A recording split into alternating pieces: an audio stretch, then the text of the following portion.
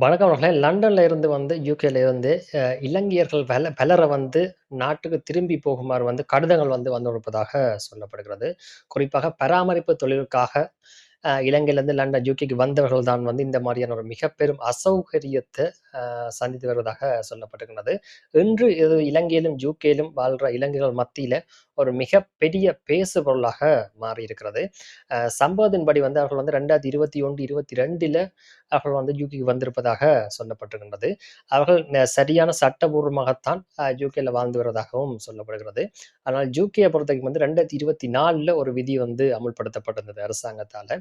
என்ன அப்படின்னு சொன்னா, அந்த பராமரிப்பு தொழிலுக்கு வர்றவர்கள் அவர்களுடைய கணவனை குடும்பத்தை இங்க நாட்டுக்கு எடுக்க இயலாது அப்படின்னு சொல்லி 2024ல கொண்டு வரப்பட்டிருந்தது. அதேபோல 2025ல அடுத்ததாக இன்னொரு விதி கொண்டு வரப்பட்டிருந்தது. என்ன அப்படின்னு சொல்லி சொன்னா, பராமரிப்பு தொழிலாளர்களுக்காக வெளிநாட்டுல இருந்து யாரையுமே யுகேக்குள்ள கொண்டு வர வேண்டாம் அப்படின்ற மாதிரி ஒரு விதி அமல்படுத்தப்பட்டிருந்தது. ஆனால் இங்க பிரச்சனை என்ன அப்படின்னு சொல்லி சொன்னால், இவர்கள் 2024 இந்த விதி அமுல்படுத்தப்படுறதுக்கு முன்னமே இலங்கையிலிருந்து யுகேக்குள்ள வந்தவர்கள். அவர்கள் அங்க சட்டபூர்வமாகத்தான் யுகேல வாழ்ந்து, அதாவது என்ன, சட்டபூர்வமாகத்தான் அவர்களும் வாழ்ந்திருக்கிறார்கள். சட்டபூர்வமாகத்தான் தங்களுடைய குடும்பத்தையும் அங்க எடுத்திருக்கிறார்கள். இந்த நிலையில தான் இந்த கடிதங்கள் வந்திருக்கிறது. இப்ப உதாரணமாக பார்த்தால், ஒரு பெண் வந்திருக்கிறா, இலங்கையிலிருந்து ஒரு பெண் யுகேல வேலை செஞ்சு கொண்டிருக்கான்னு சொன்னா, அவ தன்னுடைய 2 சின்ன பிள்ளைகளையும், கணவரையும் அதுக்கு பிறகு யுகேக்கு எடுத்திருக்கிறா. அந்த நேரம் அந்த விதி செல்லும். ஆனால் இப்ப கடிதம் எப்படி வந்திருக்குன்னு சொல்லி சொன்னால், அவாக்கு 2031 வரைக்கும் விசா இருக்கிறதால, அவா மட்டும், அதாவது என்ன, அந்த பராமரிப்பாளர் வேலையை செய்றவ மட்டும் இருக்க சொல்லி போட்டு, அவருடைய 5 வயசு குழந்தை, 3 வயசு குழந்தையும், கணவரையும் நாட்டை விட்டு வெளியேறுமாறு கடிதம் அனுப்பியிருக்கிறார்கள். அதேபோல தான் வேற வேறு ஆட்களுக்கும் வந்திருப்பதாக சொல்லப்படுகிறது. இதுல பலர் சிங்களர்கள், அதாவது என்ன, சிங்களர்கள் தான். முக்காவாசி பேர் 90% சிங்களர்கள் என்று சொல்லித்தான் சொல்லப்படுகிறது. நேரடியாகவே பாதிக்கப்பட்டிருப்பதாக சொல்லப்படுகிறது. அதுக்கு யுகே அரசாங்கம் ஒரே ஒரு விளக்கத்தை தான் கொடுத்திருக்கிறது. என்ன அப்படின்னு சொல்லி பார்த்தால், 1,00,000 பேருக்கு மட்டும்தான் அந்த விதி தாங்கள் அந்த விசா கொடுத்தான்னு சொல்லியும், ஆனால் அந்த 1,00,000 பேரும் பிளஸ் இன்னொரு 1,50,000, அதாவது 1,00,000, 2,00,000 பேரை தங்களுடைய குடும்ப உறுப்பினர்கள் என்ற பெயர்ல கொண்டு வந்துட்டார்கள் யுகேக்குள்ளன்னு சொல்லி. அதனால எங்களுடைய சனத்தொகை அசாதாரணமாக அதிகரிச்சிருக்கிறது. நாங்கள் இதை பேலன்ஸ் பண்றதுக்காகத்தான் அவையில திருப்பி அனுப்புறோம் என்று சொல்லி. அதாவது 1,00,000 பேரை இருக்கிறத விடுறோம் குறித்த காலத்துக்கு வரைக்கும்.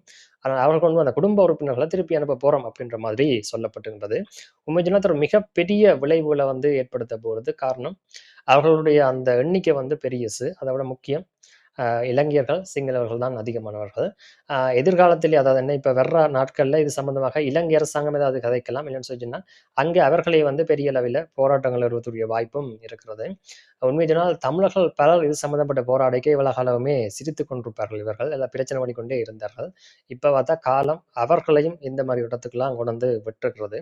இதுல சந்தோஷப்படுறதுக்கு ஒன்றுமே இல்லை. ஆனால் என்ன, அந்தந்த நேரத்துல தேவையில்லாமல் நாங்கள் அடுத்தாக்களை சிரிப்பு காட்டிக்க இந்த மாதிரியான சிக்கல்கள்ல மாட்டுப்படுவோம்ன்றதான் ஒரு உண்மை என்று அவை தெளியணும். மற்றபடி இதோ இதோ ஒரு விஷயம், ஒரு ஒரு பிரச்சனைக்குரிய விஷயம் தான். காரணம், குடும்பத்தை இழந்து 5 வயசு பிள்ளை அம்மா அங்க விட்டு இங்கே இருக்கிறதோ, அல்லது கணவர் இங்கே வர்றதெல்லாம் உண்மையில சேர்ந்து வாழ்ந்துட்டு பிறகு திருப்பி பிரிகிறன்றது ஒரு மிகப்பெரிய கொடுமையான விஷயம்தான். ஆனால் என்ன, இந்த மாதிரி அரசாங்கங்கள் எப்படி தொழிற்படும்ன்றது அநேகமாக யுகேல இருக்கிறவர்கள், ஐரோப்பாவில் இருக்கிறவர்களுக்கு வடிவாக தெரியும். நான் அதை சொல்லி மேலதிகமாக சொல்லி புரிய வைக்க வேண்டிய தேவை இல்ல. பார்க்கலாம் என்ன நடக்க போகுது அப்படின்றது சரி. உதாரண ஒரு சந்தோஷமான செய்தி என்னன்னு சொன்னால், தமிழாக்கள் இதழ்கள்லாம் போய் வேஸ்ட் ஆகுறதில்ல இந்த மாரி. தமிழாக்கள் போனா திருப்பி வரையில்லாத மாரி தான் போவார்கள். அது எப்படி என்றது எங்களுக்கு எல்லாம் தெரியும். நன்றி.